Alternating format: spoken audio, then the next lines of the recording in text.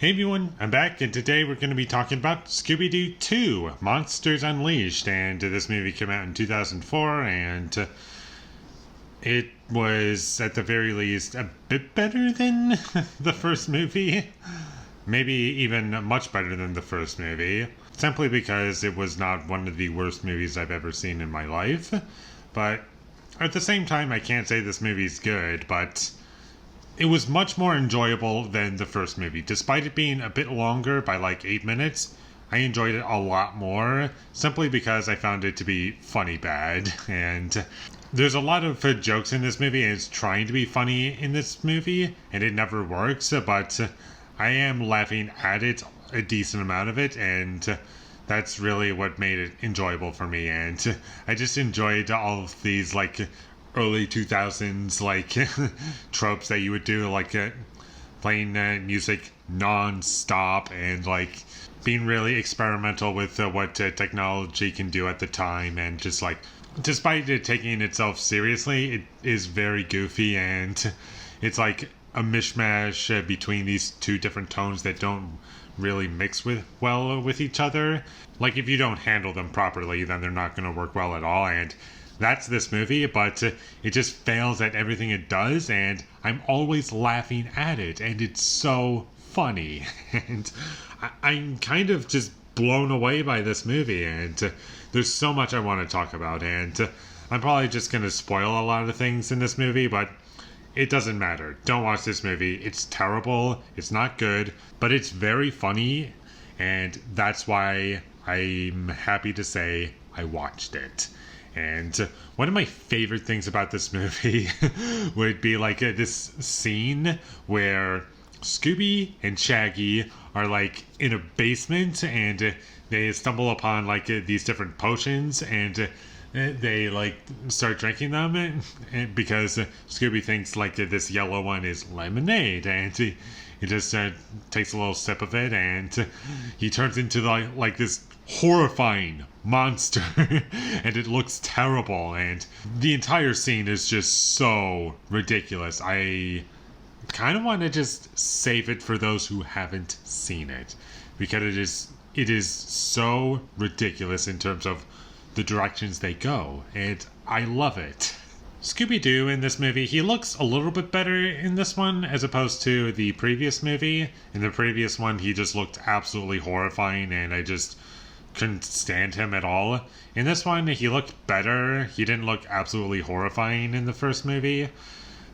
I'm not saying he looked great, but it was an improvement at least, and that's probably because it's newer technology and there's more things you can do, I guess. This movie also feels like a 2004 movie mixed with the characters that are from, like, who use a time machine to move from the 70s to, like, modern day. And that's what this movie feels like, because the characters, Shaggy, Scooby, Velma, Daphne, and Fred, they all feel like they came from the 70s, simply because of the way they interact with each other, and the way that they behave and like dress and like their style. It's so just, it feels like modernized and also very 70s, and it's very distracting, and the characters in this movie are kind of annoying, and Fred, Daphne, and Velma feel like supporting characters in this movie, and it's mostly like Shaggy and Scooby-Doo trying to like solve the mystery on their own, and that's pretty much what is going on in this movie, outside of like the big mystery thing element going on in the film, like who is the villain, and watching the gang like try to figure out who it is. And really the core of the movie is just Shaggy and Scooby trying to prove to everyone that they can be good detectives, and it doesn't really work out, but in the end, just being who they are is what saves the day, and that's why they're there.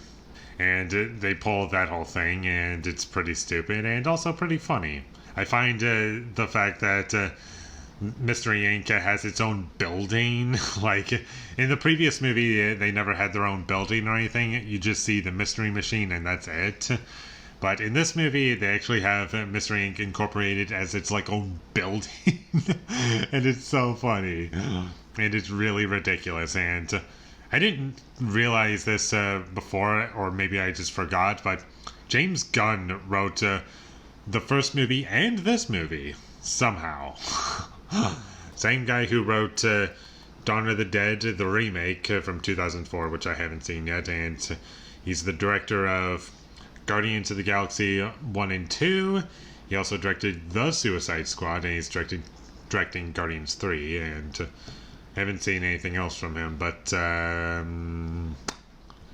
not one of his best, I'll say that much. The monsters in this movie look terrifying, and not in intentional ways, like it's terrifying to children, like unintentionally scary, and that's never a good thing. Especially the tar man or whatever. He was terrifying in this movie. Like, especially towards the end. He looked absolutely terrible, and he was like a nightmare to watch. Like, holy crap. That's a bad character design if I've ever seen one.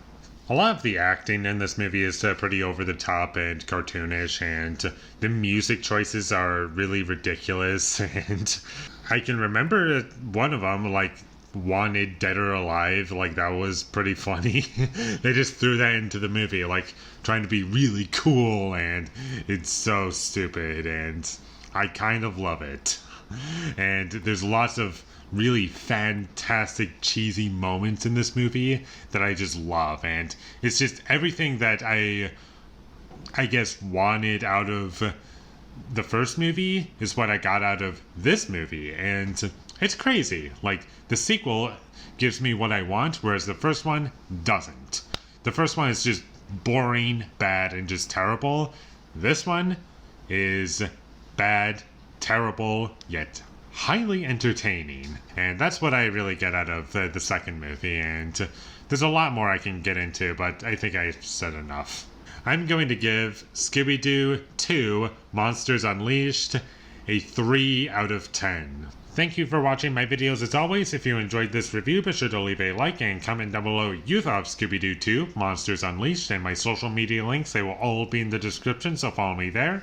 And last but not least, subscribe to be a part of Foley Nation, and I'll see you when I get my next review up, and that is going to be for Call Me By Your Name. So look forward to that, but until I get that up, thank you for watching and have a great day.